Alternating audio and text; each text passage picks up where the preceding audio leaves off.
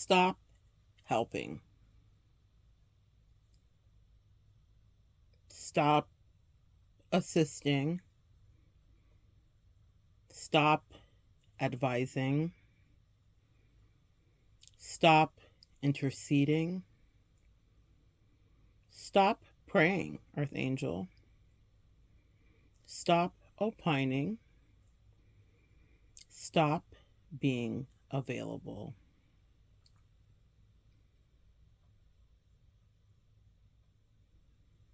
It is only when you cease to fully exist in someone's life, especially if you know that they were taking you for granted, becoming entitled, you name it, that they will reflect if they are not co-opted by demonic energies or archon energy or any other tricky thing. And if they're just a human here learning, it is in your removal of whatever it was that you could do that they will begin to do what they can do, which is evolve absent of you. Your angels have been guiding many of you guys through this, okay? There have been times in your life with many areas of life, whether it be relationships or friendships or whatever the case may be, that you had the ability to be of service to people or maybe even shift a destiny. You've also had people in your life that did the same. Whenever people are dispatched in, as we are as Earth Angels, people will be dispatched into us, will be dispatched into other people. But if you're getting a high level of pushback, or your pattern recognition tells you that something is amiss, trust that. I don't care what the intentions are at the beginning. That's a thing that we often get tripped up on. That's something that in time you'll learn. People can be co-opted. They go rogue. Unfortunately, in my life, I see that happen very often. And I want to explain why that happens if it's something that you can relate to. It's because if you have whatever mission you have here on this earth, and we all have a mission, whatever your mission is, people that are next to you have to be confident. And that's a tricky, funny thing because people can think that they're confident and they can posture and they can have people around them that they may have fooled. But if they come in contact with the likes of you, collective, that's something that they can no longer do. Whatever the truth is the truth. Now, you may be very sweet. Queen of Cups energy, right? I know I certainly have my own Queen of Cups in reserve. You may be observant. You may be exacting. You know, there's someone here on the YouTube streets, and I can tell the way she was raised by the way she speaks. And what I mean by that is a lot of her advice and her work is very parental, and she's a very young lady, maybe in her 20s. And it's very, I can hear her parents coming through her, and it's very like, you need to be doing this, and this should be happening, and you need to fix that, and da da da da. And it's not to say that she doesn't have light moments, but she's really hard. She's really, really hard on herself, I think, and then maybe for whatever collective she's working with, she might be hard on them too. But if that collective gravitates to her, maybe that's work that they need to hear and it's advice they need to take. It might be work they need to do. But we will be influenced by the things that are coming through us and coming from us and coming behind us. You know, what influenced us? What were the bricks that built the tower that is the edifice that we erect, that we say is the body, us? It is the collective. It is you specifically. And we are influenced by our tribe, by our parents, by our experiences, by our lovers, by our exes, by our husbands, by our wives. There are so many influences that we'll have in our lives. And so you need to understand what is coming from you or through you, and also who you are assigned to. But whoever you are assigned to, it's important for you to understand that if they have a divine assignment with you, you know, a lot of you guys came here because of twin flame things going kaput and the tower falling, or maybe you getting out of a connection or a relationship. And I'm proud of you guys for all of the work that you've done. But I want to talk to you about this because as you continue to soulmate date or connect or reconnect to people, maybe for you it's not dating, maybe you're just meeting people in your tribe or just friendly faces or whatever. If you have a mission specifically, you know, it's tempting to stay hermited forever because of pain, hurt, PTSD, trauma, all of those things. Chiron, the wounded healer energy, the Nine of Wands if you read tarot. It's an interesting place that we're at because it's like, well, no man is an island, but yet it seems like we encounter similar things that happen. And I'm going to just deviate away from the law of attraction that you're attracting these kind of people. If you're a lighthouse and you're a healer and you're a hospital and you're an energy bank, then things that are depleted will plug into you. Have you guys ever been to the airport and seen everybody gathered around the post to charge their phones before they get on the plane? If you don't have a portable charger with you, or you didn't have the foresight to have it fully charged before you got there, I know I certainly have been gathered around a post before myself. So is the electrical conduit and post an evil thing that attracts just the lowest vibrational people in the airport? No, it is serving a purpose. It has the currency in it, and people need to fill up. And when they fill up, then they go about their way. And you might need to understand that regarding how you interact and play with the world around you. That is a thing that will happen too. But you also get to make decisions about who stays connected to you. We all get to. People can make those decisions about you, and you get to make those decisions about them too. You can assess what may be potentially problematic as it stretches out before you. And that's the work that I do here with you guys and with my clients and with the collective at large is, can you see the pattern recognition that maybe this is not an extended say type situation?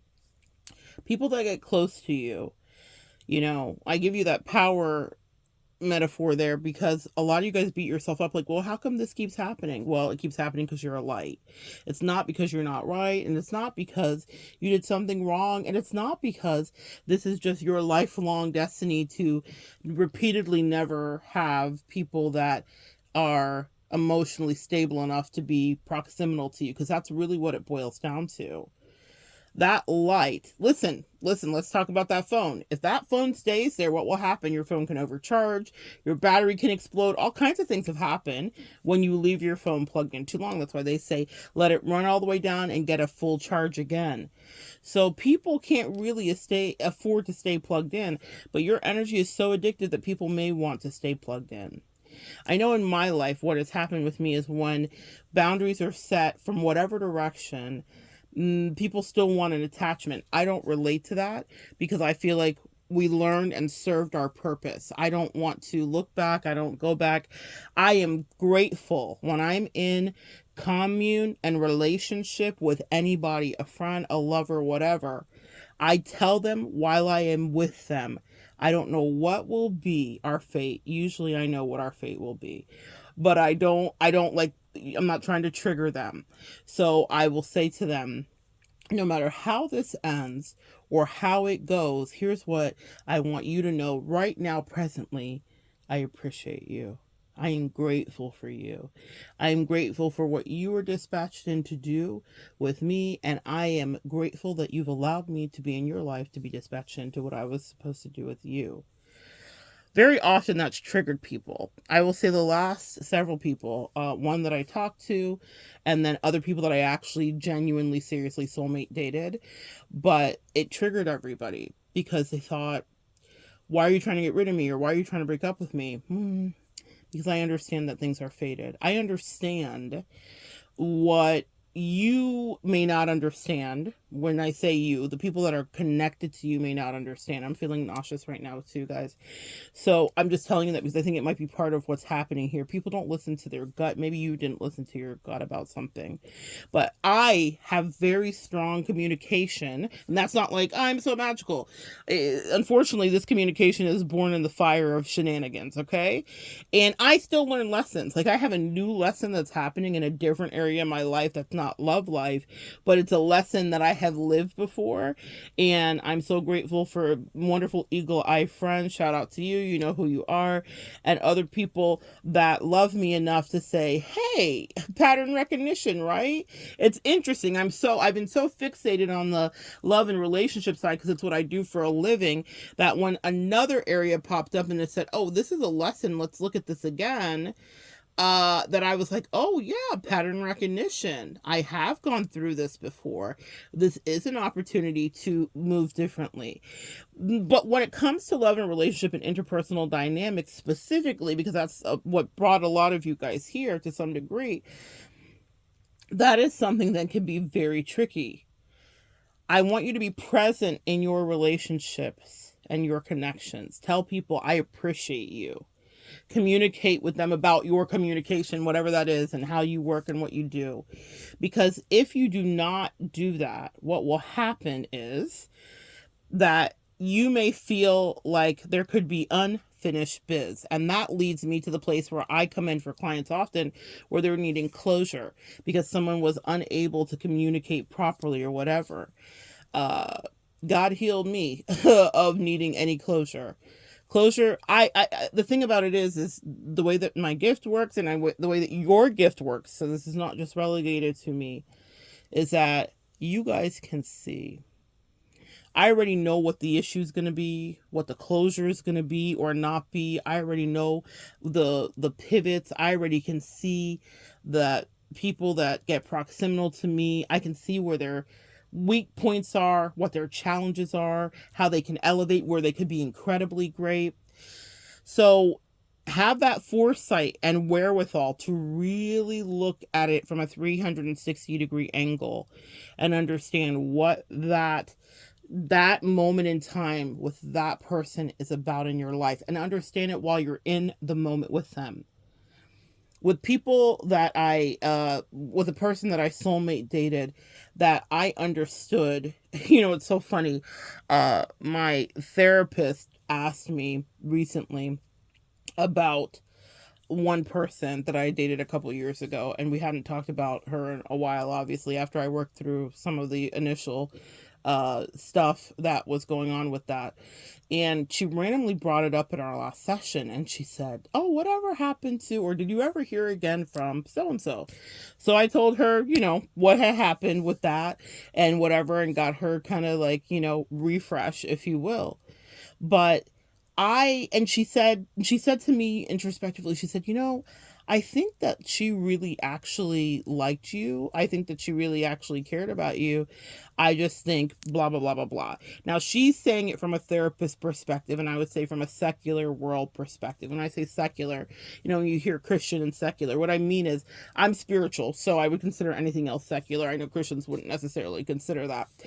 Nevertheless, I was putting a spiritual bet on it that I'm going to give to you. My therapist was seeing it one way. Yes, this woman was really attracted to you. Yes, you guys may have shared feelings. Yes, da da da da da. But the part that I explained to my therapist, whether she understood it fully or not, is there's a spiritual aspect when people come in contact with earth angels where they will be challenged. You coming into someone's life can be a wrecking ball. And you can try to micromanage it. Certainly I have. I have been guilty as charged of that because I understand like the pitfalls. Like, don't tell so-and-so, don't do this, don't do that. Whether I'm just talking to somebody or I'm fully involved with dating, I'm always like, hey, pull back on Monette's so amazing and so magical, because the person that you're dealing with may not understand, guys, how you showing up in their life will trigger everyone else around them. They could be naive. They could be willfully ignorant. They could be genuinely unaware. Who knows? But what I have observed and lived through and what I've counseled other people through, it's the same thing. And that's why I'm like, this may be pertinent to someone here, because it's almost like there's a handbook. I'm like, are y'all reading out of the same book? They may not be aware of how your presence will trigger. And if they are, there have been some people that I've encountered that were incredible energy vampires, or they were very desperate for attention. Like they needed a lot of attention and they need a lot of validation, and they were not above or beneath fishing for energy, compliments, whatever they could catch. They were chumming the waters for whatever energy they could pull in. And that usually has a lot to do with people's upbringing and all of that stuff. We all have our own triggers, right? But some people would realize that my energy was light or my client's energy was light, and they would literally use it to trigger other people. And I don't condone that either. With my Mars in Libra, I care about things being just. So I don't really play those kind of games at all. At all. And in fact, it infuriates me, and it turns me off so deeply, so greatly, because I can tell this is a thing. A lot of people around you guys have wanted to have access to whatever your energy field is, or whatever your power is, or whatever your quote unquote clout is, right? A word that the kids use all the time now, right? But not everybody can handle it. And they swear to the highest God in the heaven that they can. They swear to God they're capable. But absolute power corrupts absolutely. And I'm not saying you have absolute power, and I sure as hell have no absolute power. But what I do have, and what my magic is, and what it does do, is it emboldens people so that they can help their dreams come true. And God allows proximity to you earth angels for a time to see what will they do with this. See, they've been asking me for this and crying about this and begging for this. They've been lamenting about this and manifesting this. They've been vision boarding this. And this is not you specifically, collective. This is whatever energy signature resides within you that would activate something in them.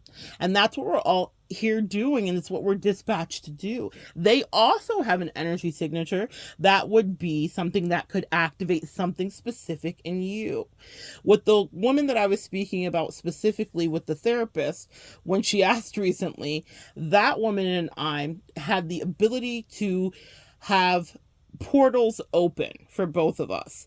She had her own magic. I had my own magic. With our powers combined on some Captain Planet type shit, we could have expanded into a really beautiful and mystical realm together. But she would have had to been able to handle it, and she wasn't. And it was as simple as that. It was as simple as that. There could have been a lot of projection, which there was, and there was a lot of misreading of other things going on. Also, this too, guys, when you get into someone's life, ironically, you will shine the light. So with that person specifically, there was an incredible codependent relationship that was toxic, and it was never going to be disbanded. And I was like, I don't necessarily want to be here to manage this or handle it, because I'm going to be the villain in this story. Surprise, surprise. And you're still going to be sick. And after I'm gone, you will date other people, and they will not be as gracious, and they'll probably really hurt your feelings. And it's not because I'm so amazing she should have stayed with me. We actually had a quick season, and I knew it from the beginning of the moment. That's why I was like, let's make the most of everything. And we did. I did the best I could. Garrett, what I was working with. But the thing that I'm going to tell you is this. The issues that my light shined and saw will still exist. When you get into someone's life, guys, they will be incredibly triggered, because they'll be like, well, this wasn't even an issue till you got here, so it must be you, so I've got to push you out. Because first, the real truth is, the undercurrent is, I'm not ready to do the work that I need to do. And I want to have compassion, and because this work causes me to have to do that as well too. Pardon me, guys. I want to have compassion, because breaking codependent addictions is not easy. Y'all know my tea and my story. I always share it with you. It's not for me, drugs or alcohol. For me, it was a good cupcake, okay? So I have been in a codependent, unhealthy relationship with food. I've used it to soothe. I've used it after battles with narcissists to get through, to calm. I am nobody's angel. And I am nobody's paragon of perfection to any degree. I have struggled with my weight for my life's entirety. So we all have things that are our crosses to bear and our things that we carry and things that no one else could understand truly until you're inside of it. So I don't look at another person in the whatever their codependent relationship is and say that should be so easy, because if it was, I would be skinny. Does that make sense? Right now, today, I would be skinny and it would just be that way. But it's a lot more complicated, isn't it? Now, there'll be some people that say, yeah, no, it's not, just put the fork down, whatever. Well, if you've ever had any addiction, not just to food, you understand the complexity. That's why when I saw that connection, I said, well, it's not something I'm here to disband. I would never dream of doing that, obviously. That I want you to have a relationship with the person that birthed you, of course. However, I want you to also look at, does the person that birthed you want the best for you, or is she sabotaging things that could be good for you because it's not something that she was fortunate to see? People very greatly underestimate the jealousy and the internal saboteurs and the triggering that will happen when you're adjacent to them. That was one case in one situation. I understood it from both perspectives, though she may not have thought that I did. I truly knew it was far more complicated. And what was I going to do, and what was she going to do, right? But I also was like, I'm not going to stay here and be, adjacently abused and treated badly by someone advising you to treat me badly because they can't stand to see you happy. And you don't want to look at that, because you would have to actually change therapists and get real therapy and deal with the situation more deeply. Now, here's the kicker with stuff like that. Will that be a situation that she has to deal with eventually if she wants to evolve and be healthy and have a relationship with someone where she doesn't allow interference and her codependency to trickle in? Yes, she will. But it'll be a different and more bitter pill that she deals with then, because it will be something she can't unsee. Sometimes, guys, you are in someone's life just to help them see reality. My job was not to be her lover for the rest of time. My job was not to be there with her, and I knew that from the second I got there, and I said it to her. I appreciate you. I'm attracted to you. I like you. I'm here with you. She's like, I'm here with you. I'm attracted too. Let's figure this out.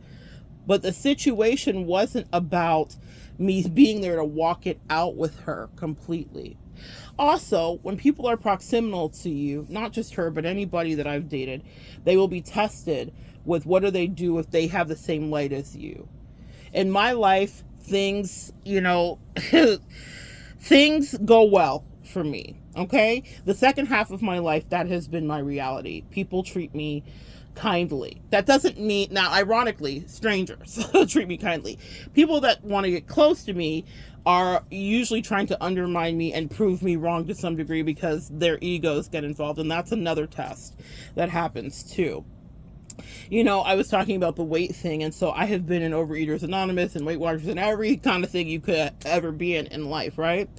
And so I remember sitting in rooms and hearing other women that were plus size talk about they feeling invisible and not feeling seen, and how men or women wouldn't hold the doors for them, and whatever the case was, right? Now, listen, I've never been, what does Maya Angelou say? Never been never been built to suit a fashion model size. So I don't know what skinny life is like. So maybe a fully different thing, and I could be Delulu.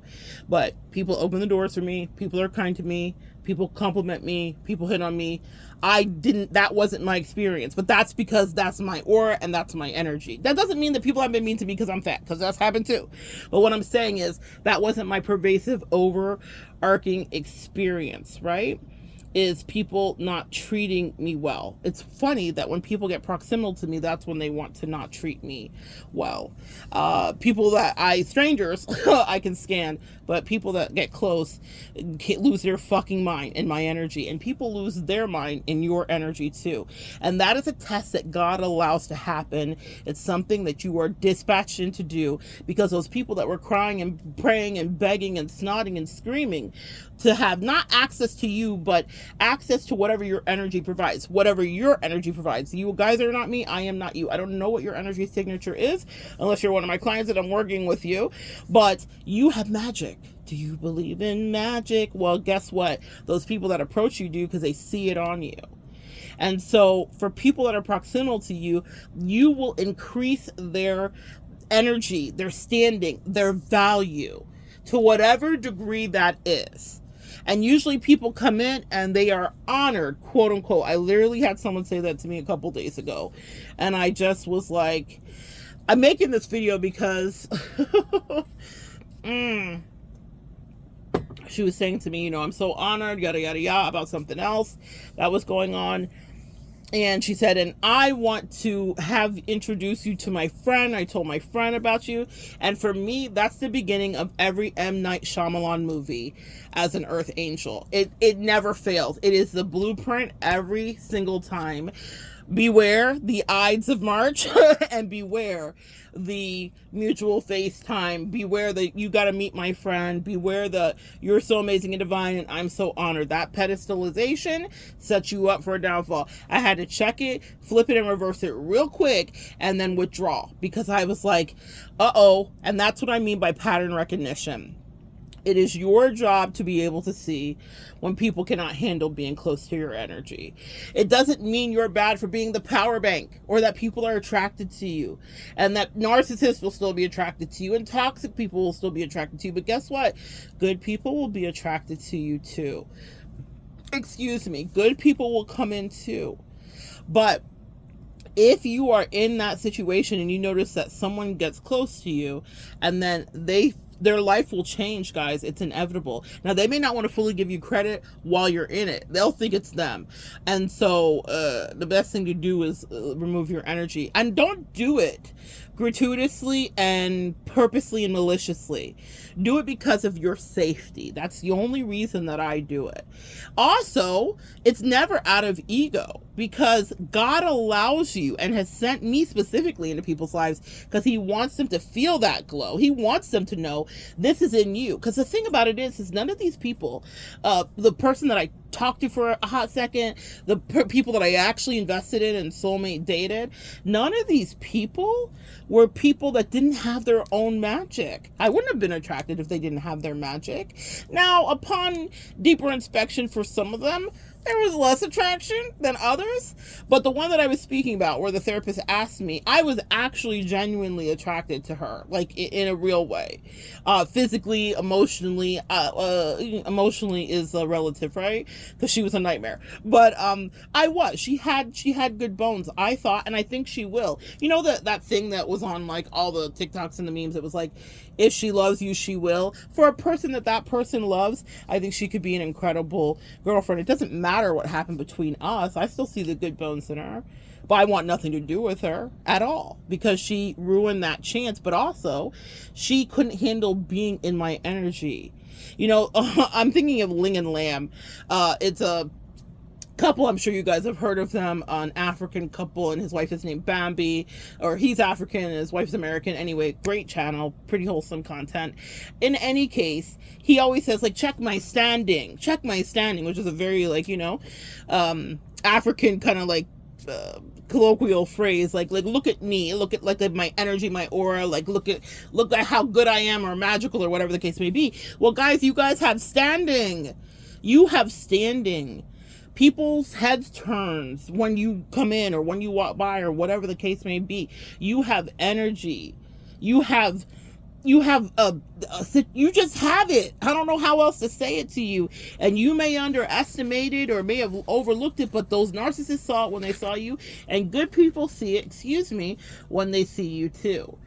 But not everyone can stay close to that because they start to think they're you. I've had men that have been dating clients or married to clients that started to think they were my female clients. Okay, it gets a little confused.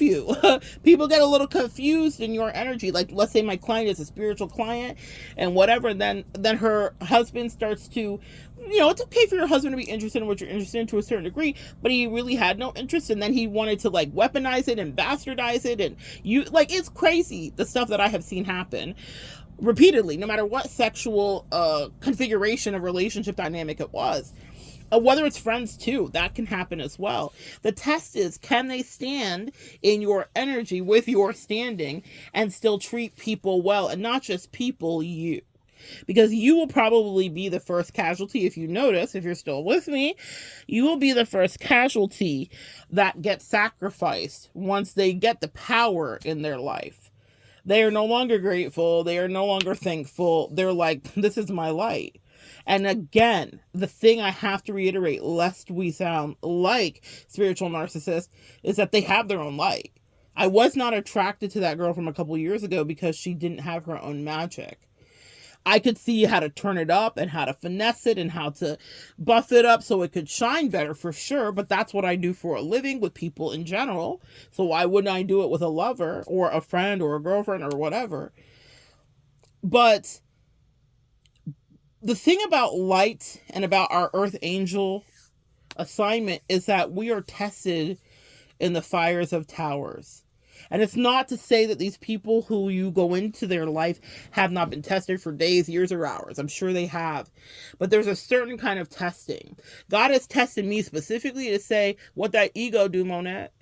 See, as I really traffic in my duality, my masculine and feminine energy, in order to survive all these towers and fights, is a lot of masculine energy. And that means that I could definitely be cocky. I can definitely know exactly how good I am at understanding a yes or a no, or spiritual warfare, or what's really afoot. I also know how to play dumb real good. So the people that are trying to play me think that they are about to cook. There's a lot of skill sets that I have. I just let it play out. I let the animal totem speak. I take the angelic relief when it comes, and my angels ride for me at any time. I'm so grateful. But because of that, it means that I have to temper my ego. The angels have tested me. They said, if we're going to allow you to speak to people and we're going to allow you to teach, then are you going to be one of those preachers who are allegedly trying to preach, but really they're about their prosperity gospel and locking doors so you can't get out, and everybody needs to bring me $10,000 right now? This is not about money. It's about what happens when people that actually had the word of God in their soul, or an ability to reach a mass amount of people, lose control of their fucking ego. And then before you know it, they have pedestalized themselves as some sort of Christ. Now, I thank the cult experience that I had in my life, because it makes me hyper aware of my own shortcomings in that regard, so that that egoic flare that we all can be privy to at times is tamped down and stamped the fuck out time after time in me. Because I get tested in ways that some people would just call cruelty. Y'all, I would share some, and I have shared some, but I can't share it all. But that's the thing. I know you understand. I don't have to. You've gone through your own hells and your own withdrawals and your own humblings. You know, people love to come into Earth Angels' lives and try to humble us. They think you need to be humble. You're a little too brash, a little too sure of yourself.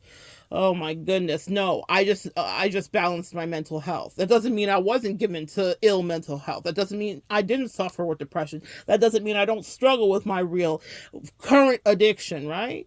I'm a human like you. We're evolving together. That's what we're here to do. That's why this channel is named this specifically, because I didn't want it to be static, as in I'm locked into this one reality. It will change. It might be different in 5 years from now. But what I'm going to tell you is the work that you do with people is grounded. You have been tested repeatedly. Not everyone can handle the lifestyles that you created, and when they get close to you and they might want to swap destinies, or they confuse your light with theirs, they get a humbling that I can't even imagine. That one client specifically that I was speaking about, when she finally realized what her husband was, and he's now her ex-husband, and she divorced him, the way that life worked out for him was something out of like a movie, maybe a Tyler Perry movie. It was so extreme and so dramatic, the fall, because he was literally siphoning her light and energy, y'all. He was living off of her energy. He was not capable of providing for himself in the way that she was providing. He was not capable of keeping himself emotionally and mentally balanced. That's something you guys greatly underestimate. This is not just about money. This is about how you just regulate people's emotions. You guys are emotional, Wellbutrin, Paxil, Xanax, whatever the antidepressants are, whatever the calming medications are, you are Valium. You guys are literally calming people. And it means that they can then start to tap into the light that they have inside of them and start to manifest things that they thought were beyond their realm. Because when you step in, when you're dispatched in, you're now at the helm with God, light, and energy coursing through you. You're charting new courses and you're saying there's nothing we can't do. And they actually start to believe you. A lot of what's happening in many people's lives that I've noticed anyway is a deficit of people that are really pouring into them with love. They may be in their codependent and mesh relationships, friendships, whatever the case may be. But when you come into their life, they finally feel seen. And so they start to pivot and manifest what could be their own realities. Also, when you leave their life too, everything's not always devastation to the nation. There have been people whose life I've left who were emboldened by whatever competition they wanted to be in with me, and they started to actually focus on creating a better destiny just out of their hate for me. And hey, a win's a win. It's no skin off of my back, but it does mean that I'm careful to stay close to people that will be on that kind of attack. Some people out of remorse will change your lives upon separation.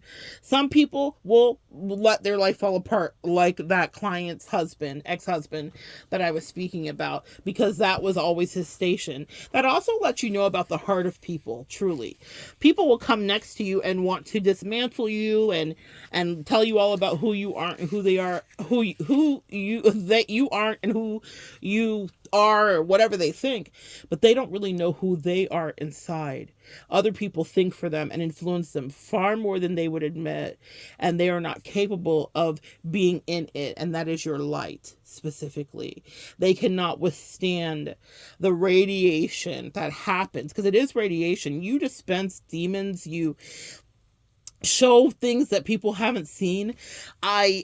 You understand, for me anyway, like let's say I'm in someone's life, I might understand, like, don't use me to triangulate this person in your life that you may have wanted attention from or felt like you weren't getting the attention from, or whatever the case may be, because I'm here for a limited time, sweetie, whether people understand that or not. And I always make it pretty clear in my own way without triggering. Again, my whole job is I want you to be regulated.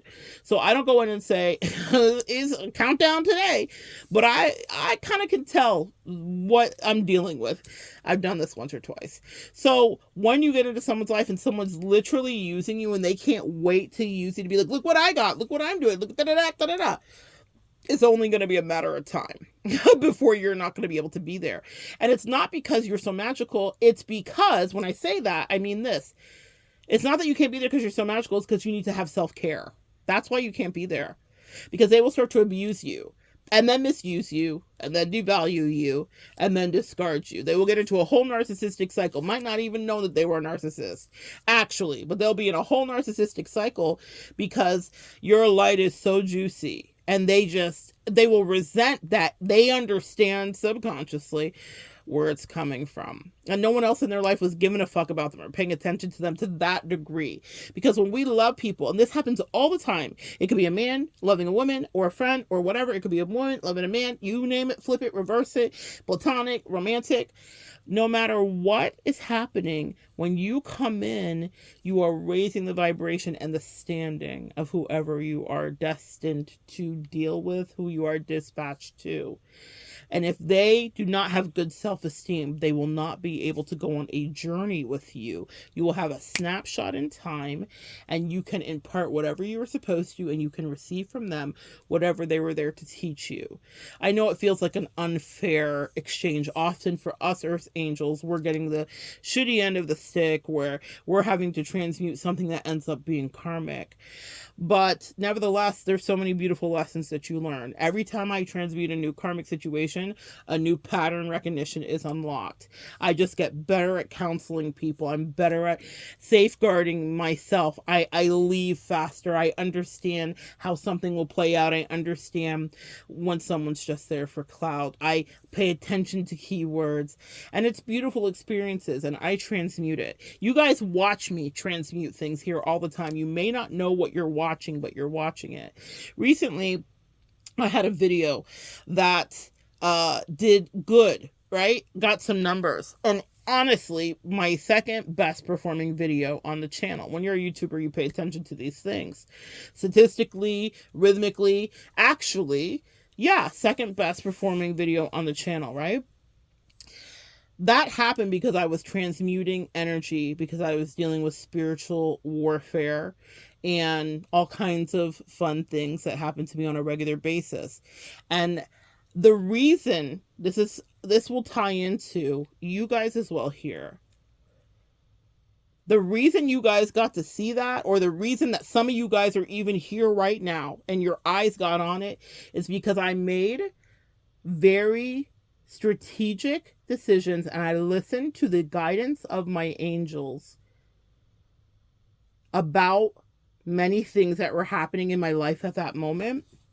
And I did shamanistic, whether I wanted to or not. And I'll tell you a story about that in the future. The shamanistic work came to me, but I did shamanistic work regarding transmuting the energy. Not actively like, yada, da, da, da, and I'm beating drums and I'm doing that. But I was consciously aware I'm in spiritual warfare. And I got a heads up. It was so funny.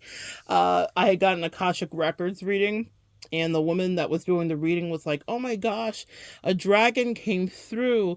And this is so cool because dragons only come through for pure souls, she said at the end of the reading. She was like, I was so excited when your dragon came through in the Akashic Records reading, and she sent me the recording of it so I could hear it back. And she described it and her face lit up. And it was such a sincere moment of her being like, you're a pure soul. And I was so grateful, and I heard what she said.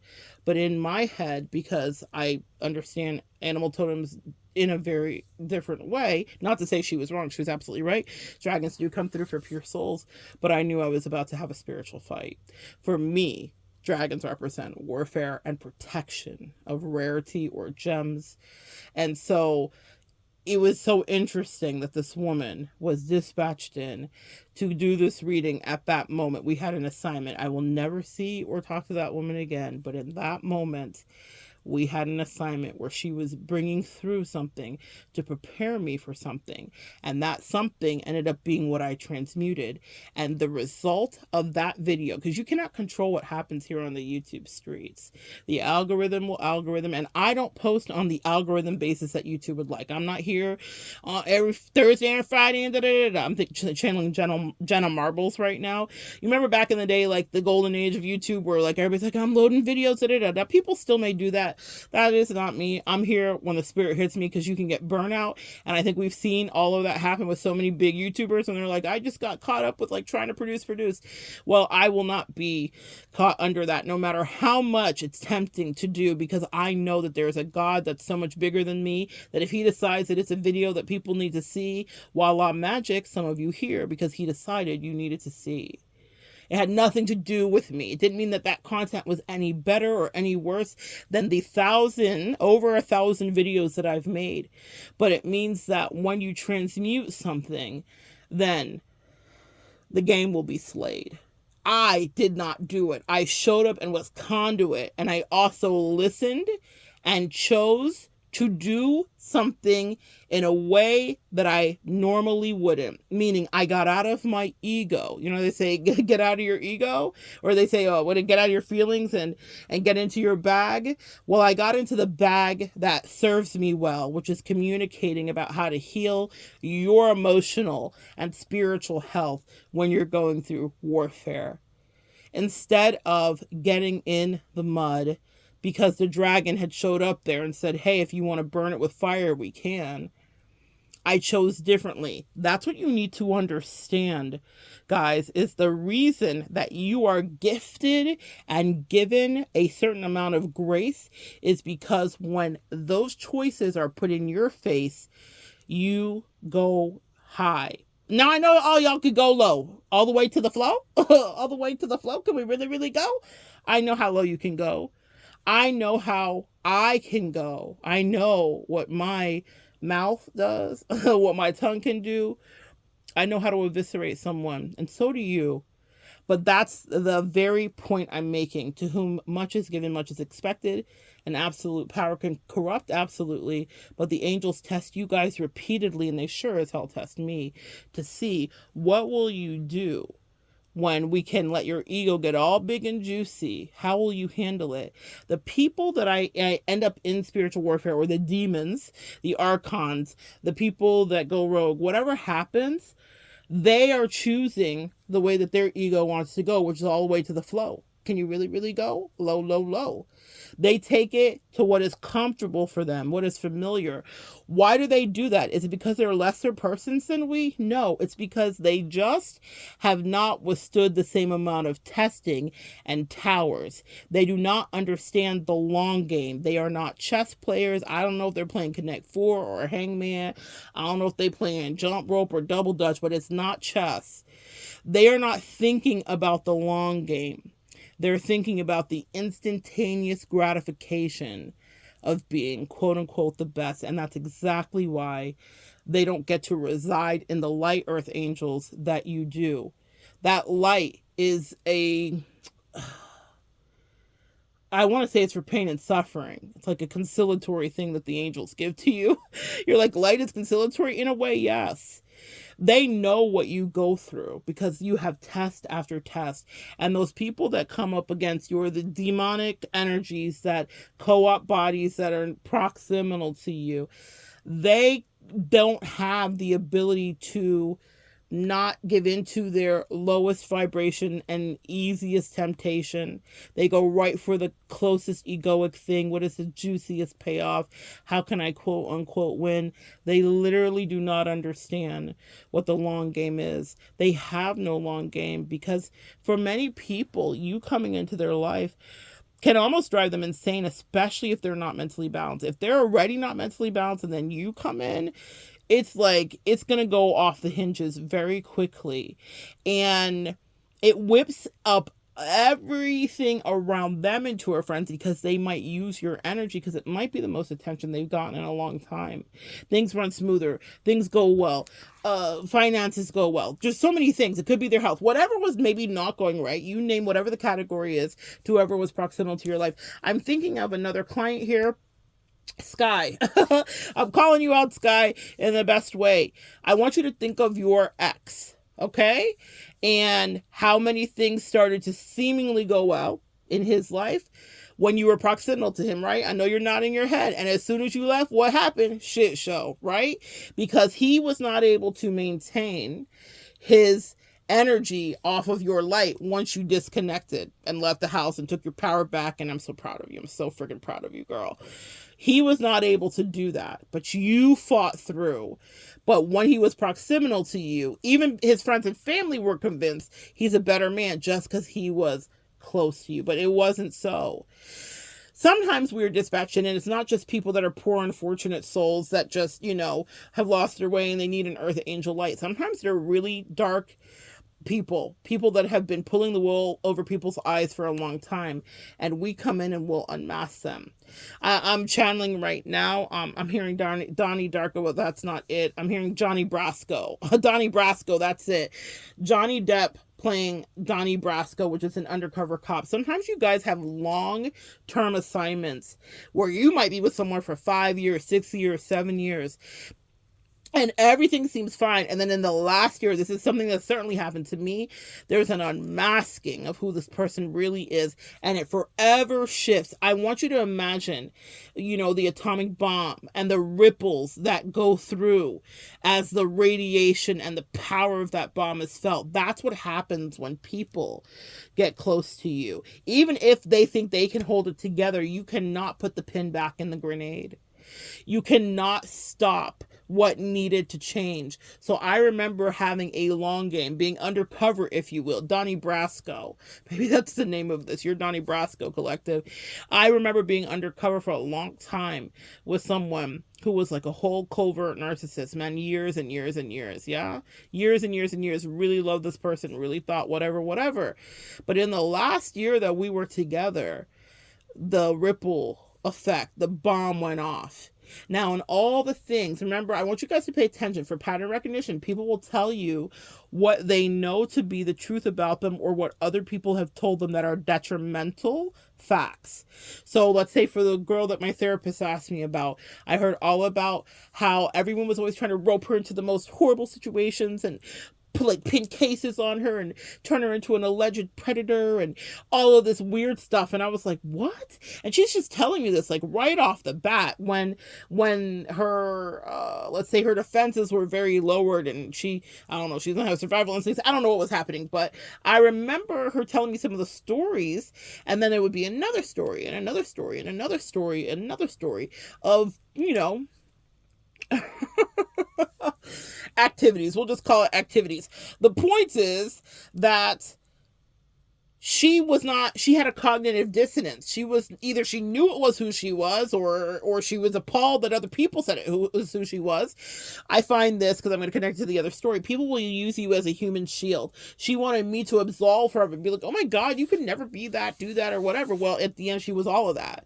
Everything she said about people saying she was in a relationship, and she was in relationships with narcissists, but she would say that they said, you know, influence the relationship dynamic by doing this, and this. Well, it was all stuff that I experienced with her personally, and I wasn't putting her in, you know, some of those situations that she was in that might have been triggering or whatever. Like, I really assessed it, and I was like, turns out everything that you said to me, you do, and now I can explain to you better. That's not what she paid me to do, but I can explain to you better exactly why people say this about you if you really want to get well. But that's called shadow work collective, and a lot of people don't want to do that. That's another reason that you get benefits of the light, because you guys stay in your shadow work. Sometimes you stay in it so long, I want to take some of y'all out of it.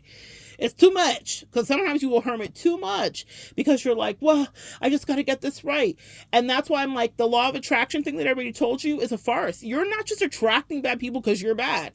You're attracting people because you're light, because you're the best they ever had, because you're the kindest, because you actually care, because you're introspective, because when you were there, change was happening. Things were moving.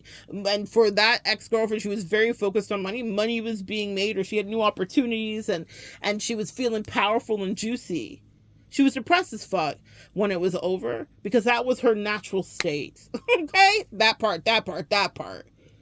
That was her natural state. And she gave me little hints at the beginning, and I just didn't pay attention to it. I remember her saying to me one time, we were on the phone, and I was like, oh, what are you doing? And she was like, oh, I'm just walking to work, whatever. And I was like, yeah, it's like such a great day, or whatever. It's a beautiful day, magical day. Like, I was having some magical shamanistic shit happening.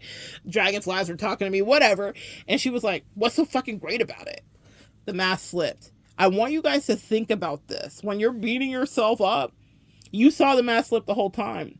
That's who she really was. That was her baseline, was like, what the fuck are you so happy for? Because for her, she associated life with struggle. And she saw me as doing whatever and not knowing what kind of struggle I had been. And people will always look at you and judge you by your cover and be like, it must be so easy for you. Must be nice. She didn't know what the fuck my life was. To this day, she still doesn't understand the depths of struggle. I wasn't going to be in the struggle Olympics with her, but that was a baseline where she was letting me know that she was not mentally fine, and that being next to me was stoking issues, fears, anger, and insecurities. Yes, I got all that from that one phrase, and I tucked it in my pocket for another day, and it came in handy. It came in handy when I was like, unhand me energetically, because I understood whatever depression and malaise and issues she had were not mine to carry. Y'all, you know, I love love, and I love relationships. I love it so much. But what I'm going to tell you is, when you get into connection with someone, you now have to carry their shit, maybe even be their crutch. It doesn't mean that that is a mandate, but it's what happens in relationships. There will be a reciprocal exchange. I remember even just talking to someone, not even dating them, and they would complain often. And they were always just not well. And I started to clock that pretty early. And I was like, okay, let me see if this is like going to be a thing. I've had this happen a couple times in my life. And pay attention to that. So when someone gets access to your light, they may forget that that's their true energy signature. When you're not there, it goes right back to what it is. It's always something. Whatever their other spouses or other partners or exes have said about them, they'll tell you. And when they tell you, believe them, because you'll experience it too. And that's also why they cannot stay next to you, because it will bring down your energetic vibration. Being in that person's energy was such a powerful lesson. That's why I say nothing is wasted. You guys are like, oh, why do we have to do this? And I hate it. I'm just going to stay inside. I grew so much from being tried by that person who was emotionally dysregulated and incredibly codependent. It was such a great lesson for me. And because of certain things that my angels wouldn't allow, I got to keep my sanity because we didn't fully exchange energy. And I'm so grateful now. Oh my God, y'all. Garth Brooks, sometimes I thank God for unanswered prayers. She was juicy in ways that I liked. And my angel said, don't take a bite. God bless my angels, okay? So it was such a powerful lesson for me on self-restraint too. And that's another thing, guys, is that people come into your life, they do not have the self-restraint and the discipline that you do. And let people come into your life and think they're running you. I'm sure she was like, I'm running this. I'm sure in the group chat it was hilarious and whatever. She had no idea how protected I was. I had no idea, y'all. I'm not even going to front and act like I was just like in on it. I was like, oh my gosh, angels, what's happening? And they're like, we'll tell you later. Don't touch her. We'll tell you later. Okay, we're going to tell you later. It was such a powerful lesson for me. And I know y'all don't want to be dragged through the mud to learn things about your destiny, but sometimes that's how it happens, and those towers fall so that you can learn when you need to withdraw. But also know that people will have withdrawals when you go away from them too, because you were carrying their shit. You were helping them with so much of it, and then they can become ungrateful. When I was under Donnie Brasco, this was a platonic relationship. I was with somebody for a long time as their friend.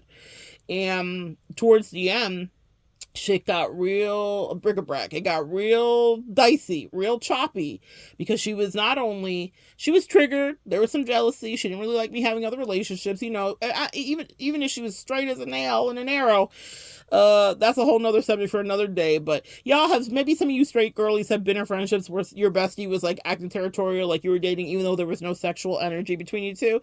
It's a thing that happens. Another video for another day about that. Nevertheless, that one was a little more complicated, but she still had some triggers happening. But what happened was the mask dropped, because now she felt like I was attacking her. So the mask dropped. And so being around my energy, she loved it, and she wanted me to clean it up. The reason I'm bringing this up specifically is this is why you need to pull your energy away. She started talking to me crazy, acting crazy, being rude, speaking to me in a way she wouldn't speak to her daughter, her dogs. That was the thing that slayed me. I said, ma'am, not Miss Animal Shelter 1997 through 2058. I know you're not talking to me in a way you wouldn't talk to fucking triggered animals at a shelter. I know you've lost your goddamn mind. But yeah, people will lose their mind in your energy. I was like, oh, it won't be me that you bully, mama, Miss Mamas, okay? Now, she'd also use me as a human shield, guys, because people will do that with you to absolve all of their past ills. They'll tell you about whatever they did and then be like, you don't think that, do you? And I'm like, let me find out. Well, upon investigation, since I was Donnie Brasco undercover, lie detector said she was full of shit. Exactly what she wanted to use me as a human shield for, she actually did. But I understood the mechanism of it. Maybe for some of you guys, that's what it's about, for you to understand why things work out the way they work out. I knew why she was triggered and why she treated the other people the way she treated them. And I knew why she thought she was going to treat me the way she was going to treat me. But here was the kicker. She wanted me to stay in her proximity and stay around her and clean up her energy. Let me tell you when the tantrum really happened, when I said, since you had so much shit to say, in the hood, they would say, talk shit, get hit. But since we're a civilized people and we're not using our hands that way, the hit will be that I'm removing my good ass therapizing energy from you. I am not helping you. Since you attacked me in a direct way about this, I will no longer help you with that. It was a parallel exchange. What an eye for an eye. It was very Middle Eastern, to me, justice as well. I was like, oh, we'll never talk about this subject matter again. You want to stay friends? Cool, bet. But then what I found out is that not that she wanted to stay friends, she wanted to have access. She felt fucking entitled, and she was incensed and angry that I would stop giving her advice after she had happily and repeatedly, because I gave her a second try, guys, because I loved her so much. Donnie Brasco. Sometimes when you get undercover, you forget I'm under fucking cover. She wanted me to continue to advise her and carry her shit and siphon. She wanted to siphon my energy, and she wanted me to continue to be her dialysis machine emotionally. She wanted me to clean and filter a specific area of subject matter. And I said, that's now off limits since you attacked me in this way. So if you want to talk about the sun, you want to talk about your toenails, you want to go get some sushi, I'm your girl. But never another word do I have to say about advising you specifically about this one area. She sent in flying monkeys via her family and other people. It's just not fair. I mean, how are you her friend and you're not going to help her with this because she was rude as fuck? Because she was out of line? Because she wouldn't talk to you that way, who was on the phone with me, and she wouldn't talk to her other friends that way, and she wouldn't talk to her dogs that way, and then expect them to still be at her service? It's not a game that we sign up to play, but that fractured her reality. She split. She broke, because it wasn't about did she love me so much and our friendship's changing, it's different. It was, I had access to your light and energy. What the fuck do you mean you won't give it to me? What do you mean you're not going to advise me? What do you mean I can't just talk to you like shit, be entitled and expect it? That's usually your moment to exit, Earth Angels. And you still won't help me? No. So what she did, she didn't want my friendship. She wanted my soul. She wanted my lifeblood. She wanted my good advice. She wanted my problem-solving abilities. And that's what you need to know, Earth Angels. You are a problem solver. You are solution-oriented. And people that like to commiserate and plot and scheme and that are trifling and petty and immature or whatever, because she was older than me, and still there was a level of immaturity. She got triggered, and in her ego, she fractured. People can't handle being in your light. How dare you give your light to someone else? People become covetous. You become their precious. It's a whole thing. There are a few homegirls that I have, and ironically, they live across the country from me, and I love them. You know why I love them? Because they do not cling, meaning they are in their own world, living their own life, and we touch base. Hey, girl, high five. How's it doing? You good? I'm good. We good. Boom. It's done. As I've gotten older, maybe some of you guys can relate. Those are the relationships that are fun. I am grateful because they have really showed up for me. I have had hopefully the opportunity to show up for them in certain ways, but it wasn't this covetous weird shit. Avoid that, guys. That is not it. Now, when you get into people's lives, not everybody will behave crazy and lose their mind. People that have worked on themselves, that are self-actualized, that know their shadow. Those two women that I speak about specifically have integrated their shadow. So it's not about like when they get next to me, they lose their mind. They are their own women, okay? They are not influenced by me. They are not, when I say influenced by me, they may appreciate what I say and what I teach in this capacity, but I also take their advice and listen to them too, because I trust them, because they trust themselves, because they are themselves, okay? That part. They are not so much caring about what the world thinks. And what I love about one of the friends specifically, she'll say, you know, my shadow almost consumed me. I had to go to battle with my shadow. Like I definitely could be down and dirty. I definitely could do this. That's what I love. A lot of those people that get close to you guys pretend that they don't have their shadow side. Meanwhile, their shadow is screaming. Their shadow is like an unwashed teenage boy that just played 14 games of soccer. Like you could smell him before you see him. Their shadow is reeking. So it's like crazy to me that people do not understand that they have that. I know I do. I know what my ego can do. And that's why when I talk to you guys about the video that you watched where that was a direct result, oh God, of my angels saying, we appreciate you. We love you. And we saw how you maneuvered like Magnus, okay? Y'all, shout out to Magnus, incredible chess player, one of the best chess master. I don't even know what the right word is to call him. You maneuver like magnets. And I could say that about myself because in that situation, I know what it took. I know where I've come from. I know that I was listening. I know that I was doing some shamanic work. So many of you guys do the same. But do not be in despair because people lose their mind when they get into your energy and they want to use it and use you and they think that you're a dummy. That's my favorite thing. I love watching people think that I'm stupid because there's so many things that I am, but stupid is not one of them. And I let them talk and let them think that they're being the best at whatever. It's good. It's good. It's good for them too because they need to see themselves. And God, if you are righteous, this is what I want you to know. God will send in people that might even be their allies to validate your purity. They might even send in people that are their family members to say, girl, girl. They might even send in people that were their ex-lovers or their current lovers or their whatever, depending on what your dynamic is, that can see the truth of who you are. In any group, even if there's people that want to cannibalize you because you being there makes them uncomfortable, because when you're there, you will shine the light on things that are not happening right or on things that could be improved. You will see what's going on behind the scenes. I had an interesting thing where I could tell I was talking to a person and I felt like she was being quite insensitive to her friend, to be honest with you. Her friend was at this place in her life where she was in an in-between. The friend was in a good relationship and was having a burgeoning connection with me and whatever. And I said, you should have some compassion for your friend. You might not be thinking about the fact that her seeing you have so many lovely things right now while she's struggling could cause some, uncomfortable feelings for her. So just drive slow, be light, don't rub things in her face, whatever. That was just my assessment, This has happened several times in my life. But I can tell when people aren't right in the head, when they want to rub something in someone's face.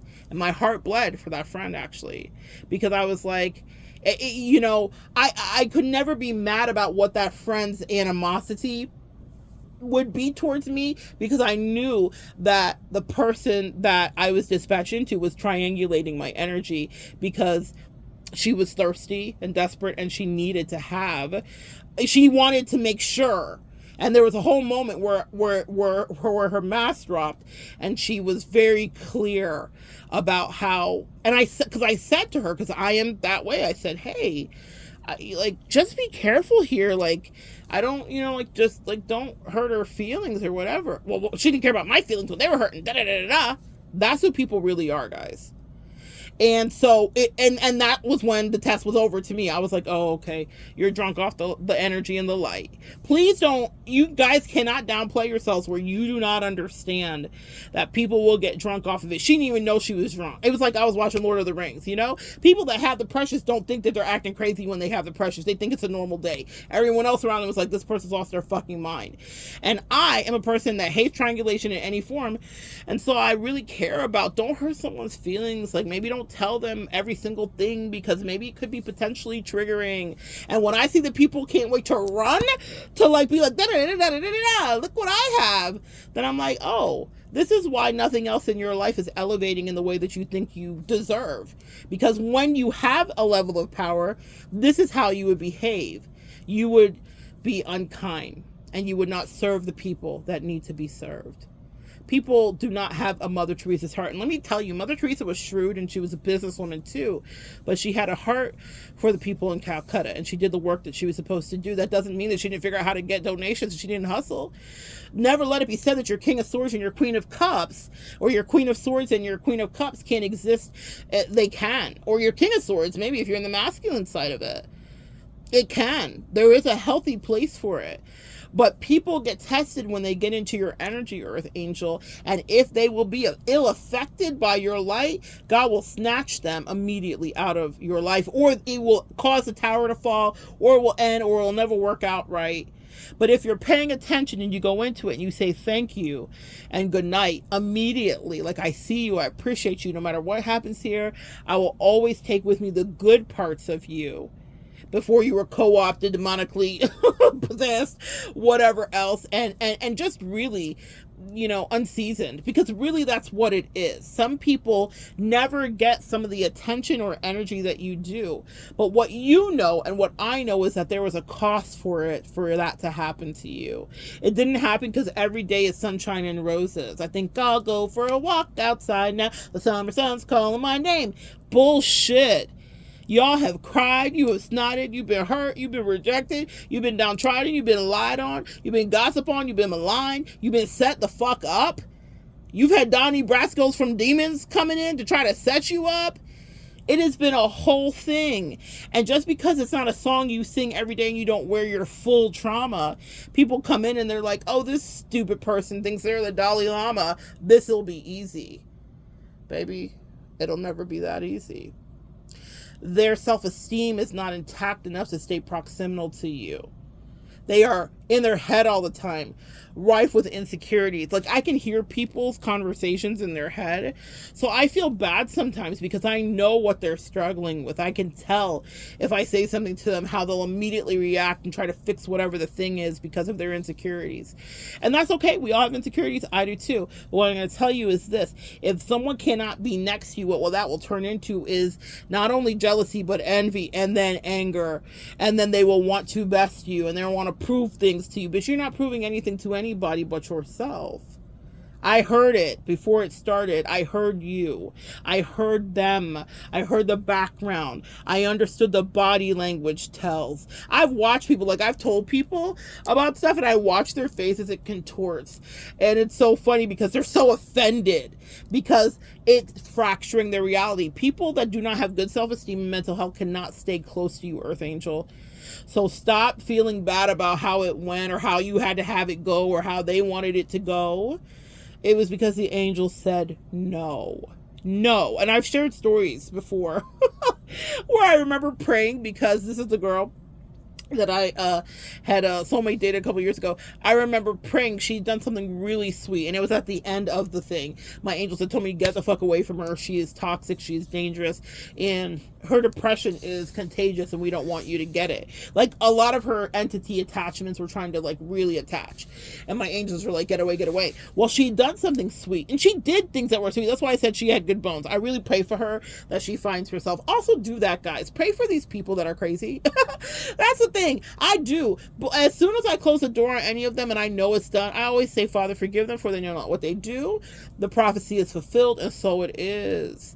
I always know what it's going to be, even if I want to be in the Delulu for a minute. And with that one, I wanted to stay in the Delulu a little longer because I actually had chemistry with her, ironically, you know? So that's the thing too, guys. That's what makes us even different. A lot of those people in the retelling of the stories be like, I never liked that person. I never liked that dude. I never liked that beat. Da, da, da, da, da.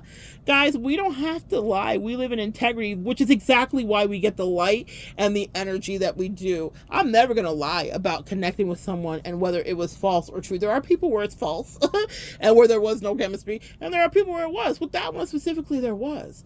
But I remember in the disbanding of it, she bought me a little cake, and some of y'all heard me tell a story in one of my things, and it was like my favorite flavor, lemon and blueberry. I was so happy. And she got it gluten-free, and like she was celebrating. I had at that time had like 1,000 videos or something. Like I made 1,000 videos, and she was watching me do the numbers, meaning not in a mean or weird stalky way, but like in a not at that time anyway, but just like in a supportive girlfriend way, you know, like oh babe, you did it, you know. And so she bought in the cake, and it had candles, and I loved it. I'm gonna tell you, y'all, that isn't it sad how shit will go, man? And it was so sweet. Okay, hold on, we're still recording. We are. Okay. The phone got too hot. That's so funny. I'm talking about her. The phone got too hot. The angels are still saying absolutely no. It's a no. It's a not. I hope it's recording. I'm going to finish up here and let my phone cool off. That was spiritual, guys. It was so, they're like, don't read down too much memory lane. She's still a demon. Gotcha right. Anyway, she brought in the cake, and I prayed, and I was crying because it was so sweet. And I took a picture of the cake, but I was crying, so my camera phone flipped back. Like you could flip it when you touch the button. So I accidentally took a picture of me first, first with tears in my eyes because my angels wanted me to document it. Then I finally flipped it back to take a picture of the cake. When I pray, when you know how you make a wish, because she had candles on the cake, and I was like, angels, please make it clear to me that this girl isn't for me, because we had chemistry. That can be confusing when you actually have chemistry with someone. When you don't have chemistry, it's easy. You're like, okay, that was fun, whatever. Like, you know, like it feels like you shot your load. Not to be like grotesque, but truly, I can tell when people do love spells and stuff like that, because like there's a feeling I have very much like a guy where it's like, oh, I'm not interested at all, like whatever. But anyway, that wasn't the case with her. And so I remember being like, I knew she wasn't good for me. I was already spiritually being guided that she couldn't stand to be around me anymore, that she was starting to hate on me, that she was talking about me, that she was making me the butt of the jokes, that she was doing this codependent enmeshment with her mama, that she was in the group chats, all of that. My angels just showed it to me all. They did it to me all. She was playing in my face. It was a hot mess, right? My angels are like, how much disrespect are you going to take from this crazy bitch who didn't even have access to this type of energy until she met you, and now she's acting like whatever. So I was like, okay, fair, that's fair, that is fair. And so I prayed. I was like, angels, are you sure that this is the right thing and that I can't, you know, still be involved? And I took the picture. I didn't think anything about it. When I got home, y'all, listen how the angels work. And I was looking back at the photos. It was already done, right? When I got home, I saw on the thing, her picture. She was wearing a shirt and it had a Coke insignia, but instead of saying Coke, you know, the classic Coke insignia, it said Nope, N-O-P-E. The angels answered me right then. They said, make a wish, bish. It's not on this, bish. No more her, no more cuddles, no more nothing. This is not it for you. This girl does not have the emotional bandwidth, wherewithal, and self-esteem to stand next to you without trying to either weirdly try to compete with you, try to undermine you, and then malign you, and then try to make you the butt of her jokes, because she is a nope in her head, meaning she is depressed. She has her own issues and shit she may not want to fix. That's another thing you guys might want to consider. A lot of people around you don't want to do the shadow work. That's also the benefit of the light. You get the light because you guys submit to the worst emotional and spiritual fights of your life by yourself, mind you. We are often in hermited stage when it happens. Dark nights of the soul and spiritual ascension are a solo task. And so it doesn't matter if you're in a relationship or not, they will rip that out of you so that they can get to you exactly the information that they need to, so that you can elevate, because they see in you, chosen one, something special. It's not because you are better than anyone. It's because you choose to listen when you're called, and you choose to do the work that actually will put you in withdrawal from the rest of the world. And it's not something most people would do. And that's what makes you chosen. That's what makes you set aside. That's what makes you you. And that's what people want to cling to. They don't want to do their work. They want the benefit of what the work will do. So I want to stay proximal to you because things are better. Things are moving. Money's moving. Life is moving. Maybe more people. She even told me specifically, that girl, man, so many people have asked me on dates since we started talking. I was like, yeah, that's how that goes. But I wasn't like cocky and mean about it. She had magical things happen. I wanted her to have that because I don't want anybody next to me that doesn't like themselves, that doesn't have self-esteem. But she got a little twisted. But that was nothing I could communicate to her while I was there. In my absence, she understood. Fair will be fair. She was not playing fair. As well as she thought of herself, and as much as she made herself the victim in her past relationships, dating her showed me exactly what type of shit she was really on. And I don't think she had ever really seen it. But in my absence, now that I'm gone, she has. She knows. And it will be shown to her in other dynamics. And for people that you care about, she was a person that I cared about for a minute, even though she was terrible and toxic to me. She was so cruel in weird ways to me that I will never forget. But that doesn't mean that she doesn't deserve to have her own happy when she figures out how to get her mind right and grow some emotional health and stability. I wish the best for her, genuinely. I just never want her around me, ever. Don't go back, guys. Don't let people come back into your light because they get very upset that you would even expel them. You know, in the last few weeks, I talked about Venus retrograde and how it was super intense for me. And I had people, all kinds of people spin the block and want to be back in. and offer apologies. I think I even made a video about one of the apologies that was offered. Literally, that was a real life text that was sent to me. And as soon as I got it, my angel said, transmute the energy. And I made a video about it because I had no intentions of going back. I would never do that if that was a person I was going to be back in life with or whatever. I'm never going to discuss whatever. I always say this is my own personal ethos. If I start to think of you as more of a teaching lesson than a lover, friend, or whatever the dynamic that we're in, it's a wrap.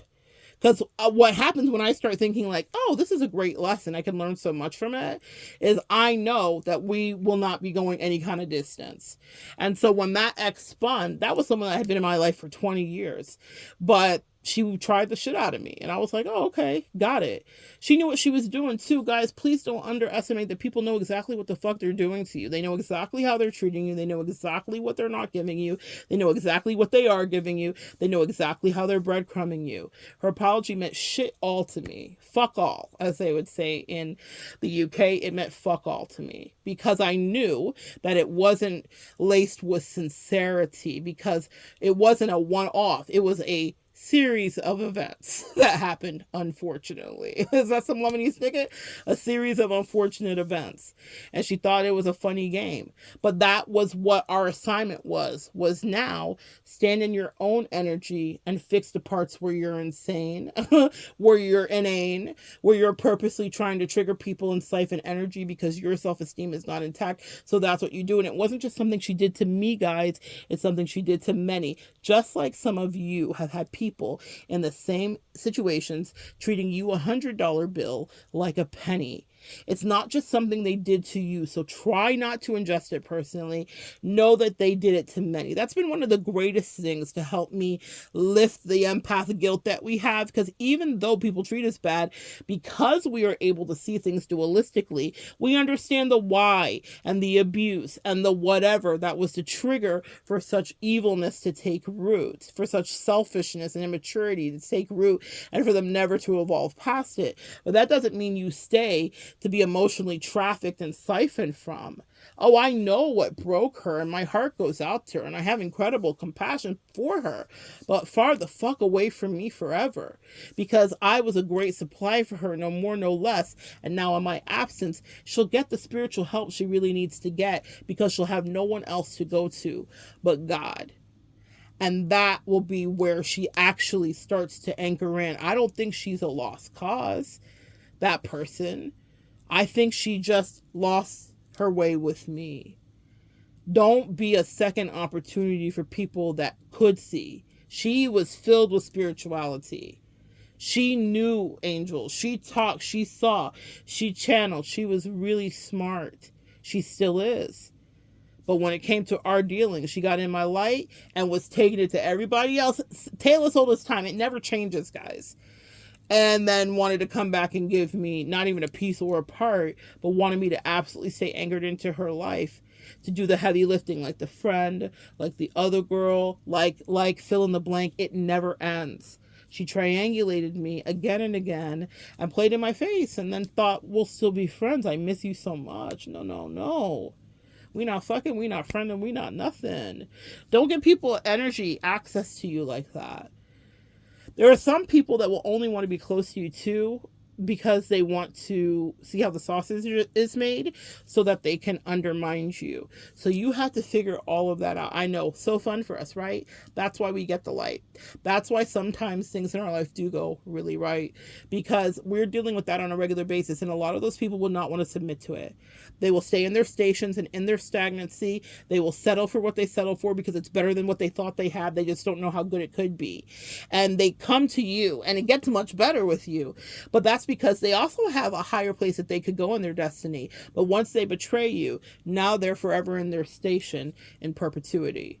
They are in their own purgatory. You don't have to worry about what their karma is or what the get back is. Being away from you, for a lot of them, is karma enough.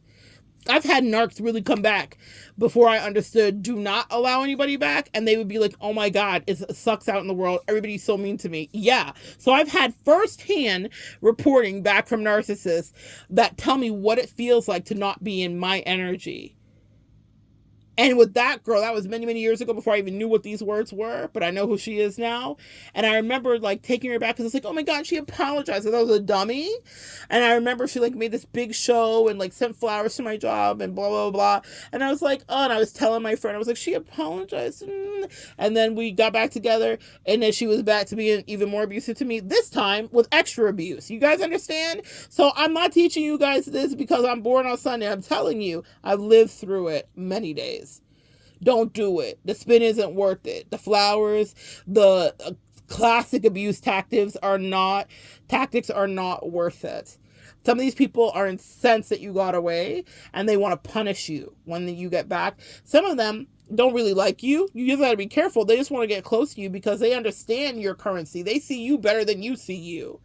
They know exactly who you are and what your energy does do. And they just want access to you. Some of these people may have started out with good intentions, but then they went rogue. The devil will always come in when there is spiritual energy at play. You're an earth angel. They may not have been a full demon. A demon? God, I might be channeling words here. A full demon. Demon. I keep channeling Cat Williams. It's a demon. They may not have been that fully. Some of them are. Some of them were. I've definitely dealt with some that were.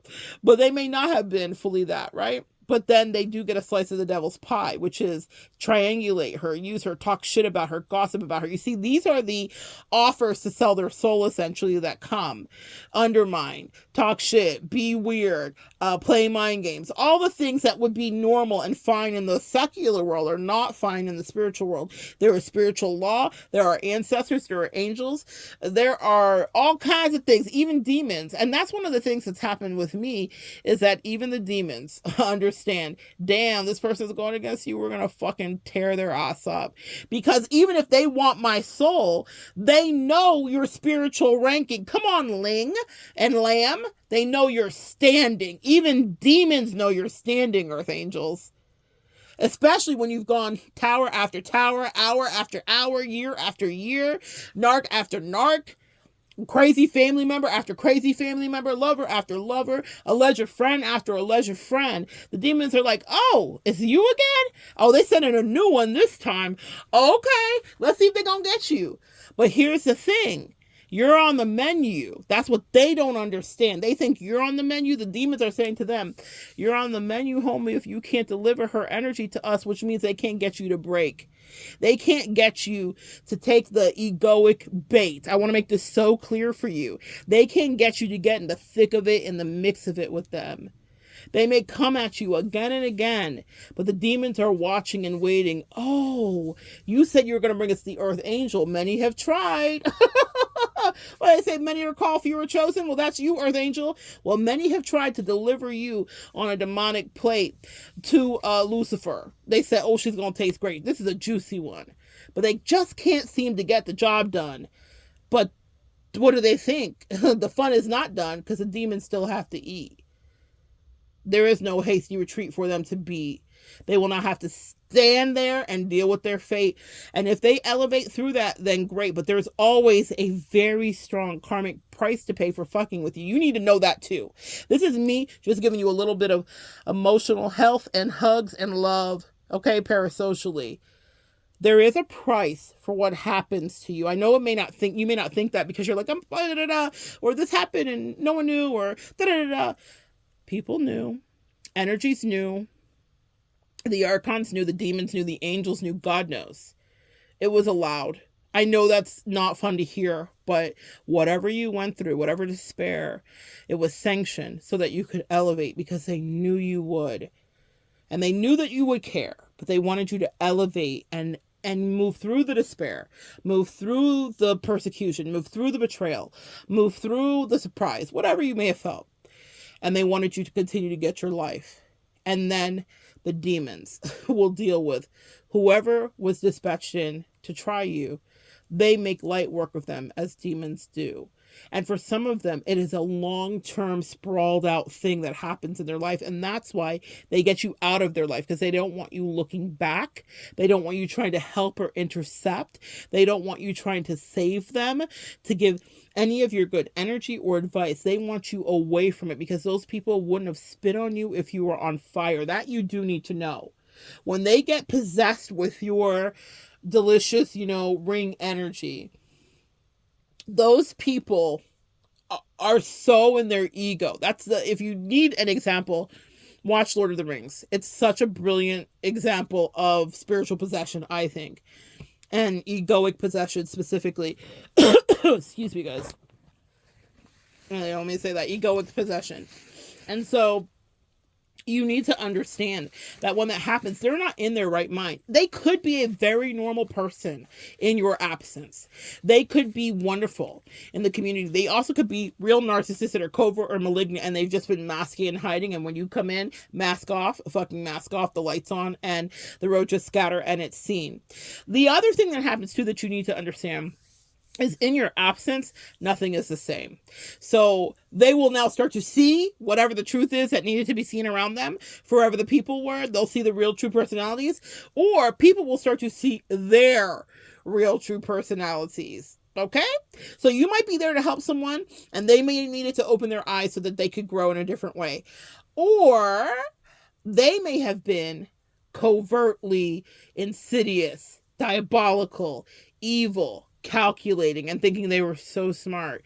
And now other people will see that. That specifically was the report that I got back from the narcissist when she was like, no one's dealing with my shit. She was a New Yorker. I'll never forget it. So she was real blunt.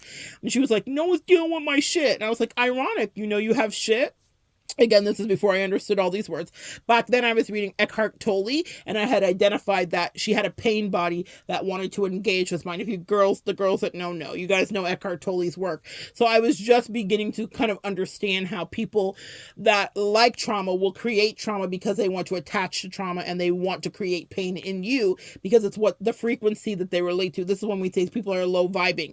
We're not just being condescending assholes. It's a real, almost like scientific metaphysical fact. So it's a real thing, and it actually can be tracked. Dr. Joe Dispenza does brilliant work tracking our brain waves and whatever when we're in a high frequency and or low. Dr. Masaru Emoto studied water and the molecules when we even write words of love or hate on the water, how it has a different vibration.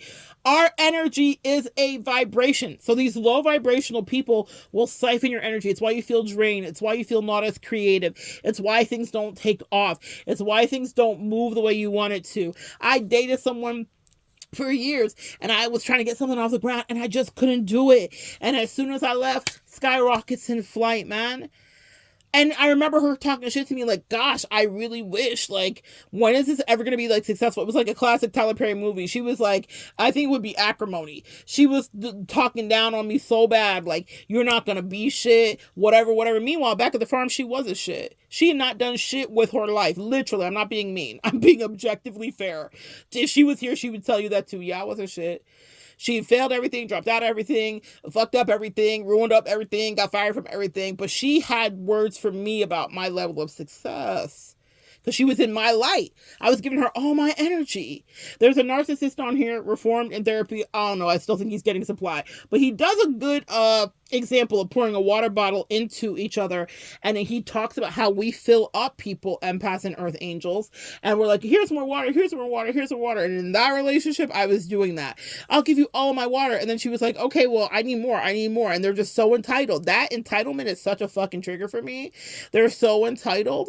And she was like, take it. I had no more. And then she looked at me like, oh my God, you're so dry and empty and disgusting. I was like, bitch, I just gave you all my water. What are you talking about? She had literal clout. She was popping. She was popular. She was dating. Everything was happening for her. It's all happening. She was so pleased with herself. And she knew it too, because she told me before the full body snatch was done, like, I feel guilty because I'm like doing readings at work, but like, I don't really even believe in it. I kind of feel like it's from you. That was when she was still in her right mind. They'll tell you how they're about to try you, slay you, shank you, whatever the case may be. And she knew, but by the end of it, she was in a whole different reality. She had the ring, and she didn't even have any grasp on reality. And she was talking down to me like I wasn't shit. Well, the angel said, talk shit, get hit. Her specifically, she was specifically an interesting case. And I imagine that blew up immediately in her face. In fact, I didn't imagine. I know it did. I knew exactly what was going to happen, but it didn't mean that I didn't feel like shit. It didn't mean that it didn't hurt. That's what people don't understand, is when they do that to you, of course you feel what they intended for you to feel. The narcissists are toddlers, so they will do what a toddler will do, is they'll have a tantrum and they'll want to project whatever their insecurities and lacking whatever they're lacking, and they're lacking so much onto you. And a good mama knows that you have to either figure out how to circumvent that, let the tantrum happen, let it pass, but remove your energy. If you have to be with the kid because you're actually the mother and the child, that's a different story. But if this is not your real child and you're not their mama, let's separate your energy. And then they will float right back down to their depressed ass reality. Reality blew up on her face. Oh, I'm not shit? Excellent. Remember that you said that? Hold this space. Let's catch up with each other in 5 years and see what's different and see what life did.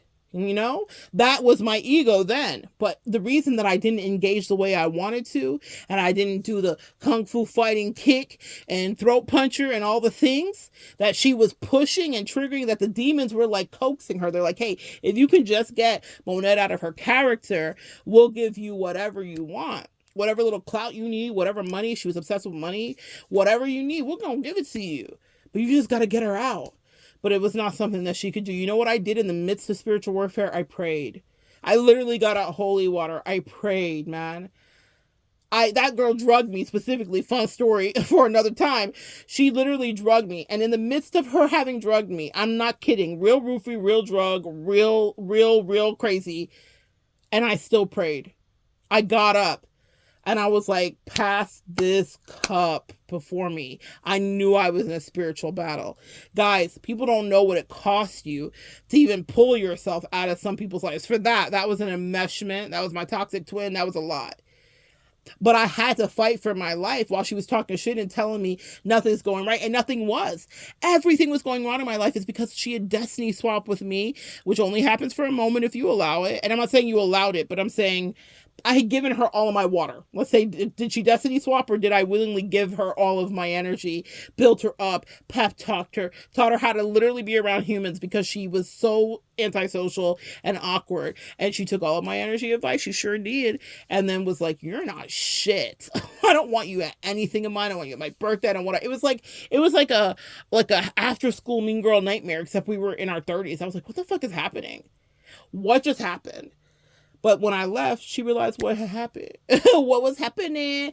Guys, her self-esteem wasn't going to be in the space that it needed for her to walk on the journey with me. She could not be with me here today.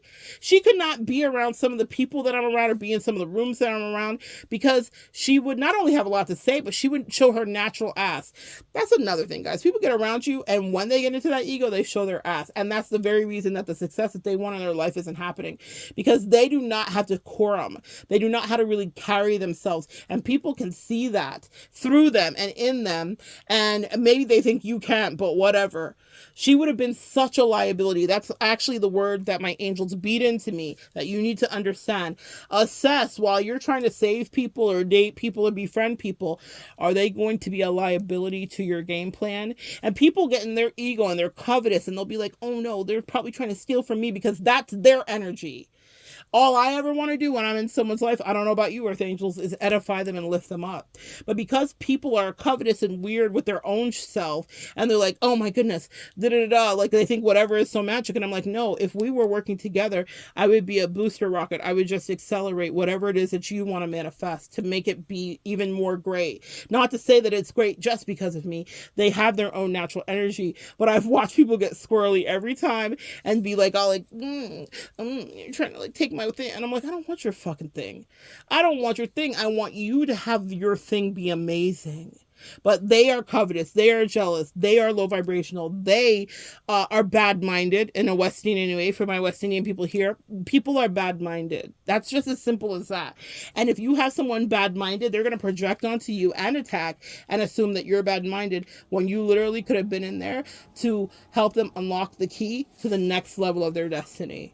But if their self-esteem and their mental health is not intact, it doesn't matter how much you have their back. They are going to turn on you. They're going to take the first offer from the devil when it comes in to slander you, gossip about you, do spell work, whatever it is that they like to do, because they can't believe that the likes of you is true, one, or they are threatened that the likes of you is true because they understand it intrinsically, and it threatens their insecure reality. Like, fuck, you're really like this? Because they're not really like however they posture to the community. They are not. So covert narcs are good for that. They love to be seen as a hero and the savior and the rescuer, but really they're assholes inside. They're mean, they're selfish, and they're all about their pride. And they could not end up having the light and the energy that you carry because they would abuse it every time in every alternate reality. And the angels test them with you to say, it's like you're the diamond tester put up to them. And they're not even cubic zirconia, y'all. They pea gravel from Home Depot. That's what you really need to know. They are not even able to withstand the pressure. What makes diamonds? Pressure. They are not able to withstand the pressure that you went through. They are not able to withstand the rejection and the things and the blows that are dealt to you, the ways that people are diabolically calculating and cruel with you, or the ways that they can't resist the low-hanging fruit to triangulate you to get a little bit of attention for 5 minutes. Well, it's a cost that they have to pay after you go, which is, it's the big reveal. And now everyone's in their business. People see them for who they really are. People tell the truth about what they really think. And the things that I've heard upon disembarking from the friends and family members, whether they were flying monkeys or whatever, I'm like, oh, tell me how you really feel. You see? But that's not something that their minds could even handle. That's the big reveal. But in your absence, they will have to do that shadow work or just give themselves over to demonicry and just go around and fuck over everybody. And that's a whole nother life that they choose. But if they want growth, man, that shadow work, that sucks. And now they won't get to do it with you, which is exactly why you were dispatched in, to help ease them through that transition. But people will see you as the threat. Everything's different since you got here. You must be the problem. Let me get you out of here. No, the problem was always in you. I just came in here to do a little bit of work with you to help you get through. But since you don't want help, now you'll do it yourself. And good luck, because the people around you don't have your back. That's another thing, guys. They think that you're the one to attack. And when you are gone, it becomes a Spider-Man meme where they're pointing at each other because the real enemies can finally be seen. That's the message for you today. Maybe you guys need to understand that in a different kind of way. There's a reason that it doesn't go the way you think it should. And there's a reason that they can't stay and be on your journey and divine mission with you, because it's something they could never do. They are only going to be a liability to you. It doesn't matter how much chemistry you have or how much you thought, whatever. Some of them you'll see coming a mile away. I certainly have. But like for the ones that I spoke about, like the ones that I really, really connected with, spent a good amount of time with and dated, you know, they had their moments of goodness, I suppose. But being close to me, they started behaving in the most gross way. It gave me the ick. They may have projected that they had the ick. They may have group chat about the ick. But man, what I saw in people was such a disappointment. And I was like, oh, I get it. You have to be, specifically with that girl, specifically the one that my therapist asked me about, and the toxic narc that she had been with, I was like, oh, it matters for you to be in relationships like that where you can be the superior one. So I actually was like, back to the streets you go. Like, go back. You should do that. Because then you can be superior and whatever. And your level of assholery won't be detected, even though he was detecting it, because you both are on the same frequency and vibration. It made so much sense to me upon dating her. I was like, I get it. No, you're not really supposed to be with anybody that means you well and wants the best for you. You actually do better with people where it's struggle. Some people are used to that. You don't think that you are. And I'll bring it back to me full circle so that you just don't feel like I'm, saying assholery about everybody else. I have gone on many diets, guys. Lost weight, gain weight, lost weight, and gain weight. There are psychological studies done about the fact that when you get down to a certain size, that there's something that clicks in your brain, and your fat cells specifically want to fill back up. There's like real studies about this, right? Like your fat cells want to go back to what was like comfortable for them. So it's like this constant battle. That's why I have compassion for anyone else's fight. Because while I can say, Yeah, she loved the low vibrational way, and that was more comfortable for her. I get it on a different level. Lost weight, gain weight, lost weight, gain weight. I fight my physiological body, my biology, to stay in a place that would be for me healthy. Growth is not easy, change is not easy, and far be it from me to stand here and say that it's just easier for me. The spirituality side isn't easy either. There are prices I pay, there are costs involved, there are sacrifices I make. It's a sacrifice not to react the way you want to, because you know that you could end someone's whole fucking life, figuratively and spiritually, if you wanted to. You could do things to people that would cause damage, that if they chose therapy would have it in it for years. There's a power there that I use with restraint, because not everyone deserves that edge of the blade. And some people are flies. They're not really even that serious, guys. And some people are deep narcissists and archons, and it's different. Definitely battled a few of those in my time. But nevertheless, guys, I understand, because I get the compassion of what change is with my own struggle, right, sis? I get it. So for those people that you may have judgments on, do you think that they can withstand staying on the emotional diet, if you will, of disconnecting from their codependency, or identifying that they too might relish toxicity? That's a lot of heavy lifting. That's what I mean. People like to stay proximal to you because you do all of that spiritual work, so they don't have to. They think. And so when they're close to you, things are working and things are moving, but it's just a taste. They're just getting a taste, because the angels say, now you figure it out, but in your own way with us. We're not going to let you lean on the earth angel crutch, but have no sympathy for them, because you have your own struggle. Compassion, yes, but sympathy, no. Because eventually, even me, guys, you will either get to watch it happen or you won't watch it happen, but it's a battle that I'll have to get control of. Or it's a battle that will have me have to let go of my life. Sometimes you lose access to things when you don't want to act right. There are consequences for me. There are consequences for those narcissists, covert, malignant, or otherwise. There are consequences for the people that were co-opted by the devil, that chose a lower vibrational moment of clout and light for 14 seconds because they chose not to treat you right. Everyone, including you and me, pay consequences, right? So know your value and work on yourself and your own battles and fights. Amen? And remove your energy. Because when they are absence of the light, that's when the real work can begin. So good sharing energy with you guys. Come back and join me next time. We'll continue to evolve together.